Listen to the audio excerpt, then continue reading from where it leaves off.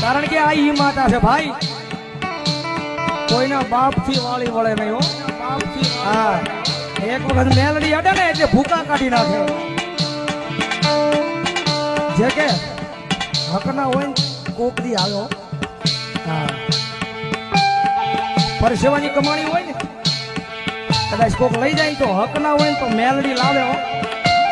હા, 110% નહીં, 500%, 1000% મેલડી લાવે. ગુરુ કે ને મજા કરાવે છે પણ થોડીક વાર લાગશે. એ કદાચ 5 લાખ નું કર્યું હોય ને તો 2 પેઢી હાલે, ત્રીજી પેઢી પાછી મેલડી બોલે હોય ગઈ જાગી જા. આ 3 પેઢી તે બહુ આરામ કર્યો. અને આ ઈ માતા છે ભાઈ, કોઈના બાપ થી વાળી વળે નહીં. મેલડી નું લેણું કોઈના બાપ થી રખાય નહીં.